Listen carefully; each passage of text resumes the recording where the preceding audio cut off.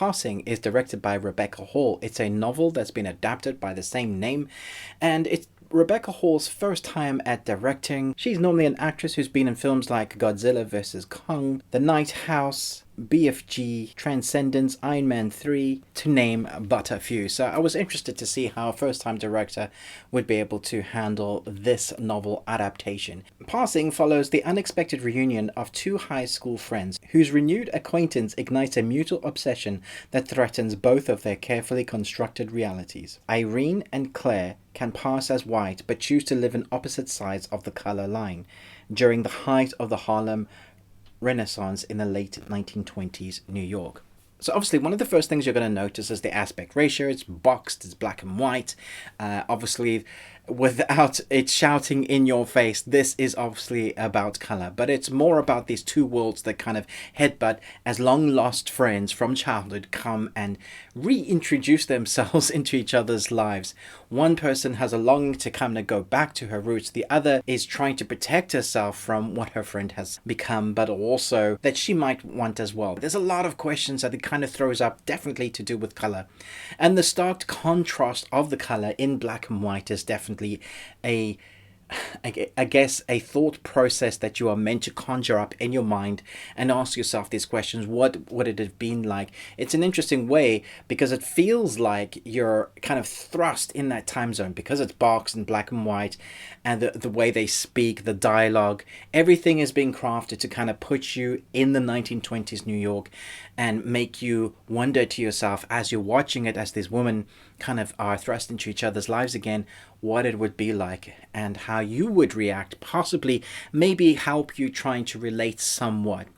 I will say that this film is very slow going, and at points it does come across as pretentious. This is definitely one of those films that you know that the critics are going to watch and they're going, yes, this is great, this is amazing, it's going to get all the awards. But surprisingly, most of the audience that have already watched this have also enjoyed this. And so I think that is something to glean here. When you get both sides of the scale, which is normally opposite ends of the scale when it comes to in terms of ratios of what people think about the film, normally there's an opposite end of the scale. But here it does seem to kind of resonate with critics and people that just go and watch the movies.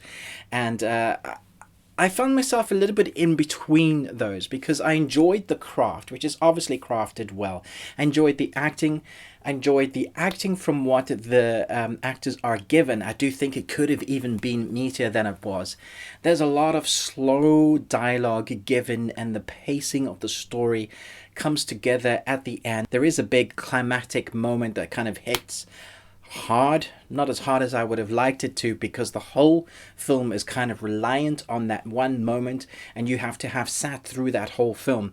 But really that one moment is just the culmination of events of that these two main characters have gone through, and you get to experience it with them, asking yourself a number of questions. So like I said, at times it does feel somewhat pretentious, but you do also understand why it is the storyteller or the director is trying to tell you the story the way she is telling it.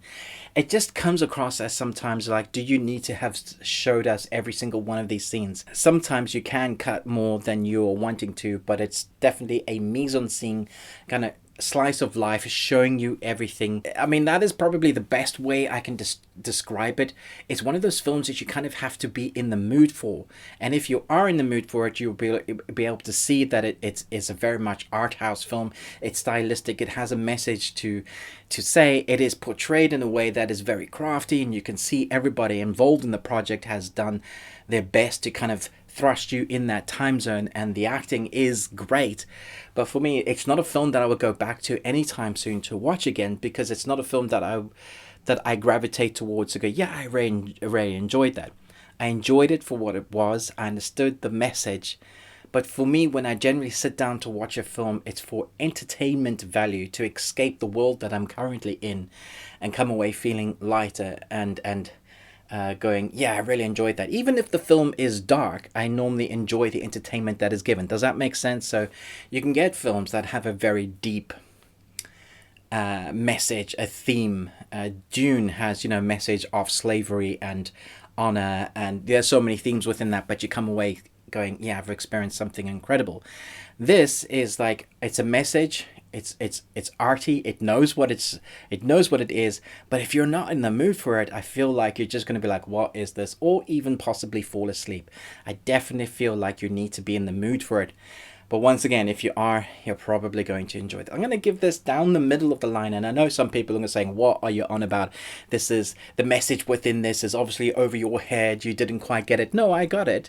I enjoyed it. I love the costume design. I love the aspect ratio. I think it all kind of ticks the boxes for a film that probably will be nominated for a number of Oscars, or at least like nodded towards it. But it's not a film I massively enjoyed. I hope that makes sense. So I'm going to give this 2.5 Nicolas Cages out of 5. Please don't hate me for not absolutely loving this film. I've got to be honest with what I was feeling while I was watching this. I was looking forward to the end of the film. Appreciated that last moment. I think there are a number of side characters in this film that I thought were also great to see what they were doing with what they were being given. I do feel like, again, that the script could have been meatier, could have been punchier. They could have taken some of the scenes out. That's just me as a film critic, film lover who's worked in some minor films and shorts and music videos and what have you, has a degree in film. I haven't produced massive work, so that is from my experience. And I'm sure many will disagree with me and say this is the best thing since, Swiss Cheese, since Ben-Hur, since all the great films, Cleopatra. I don't know why I'm going really old films. Any great new film that you've really enjoyed, like The Night House, which Rebecca Hall was in. Yes, I'm going to stop rambling now because I'm trying to justify my review mark, because I know some people are going to be pretty upset with my mark for this film. It's not to say I didn't enjoy it. I didn't hate it, but I don't want to watch it again. Thanks so much for watching this, but most of all, until next time, remember, live long and Tuesday.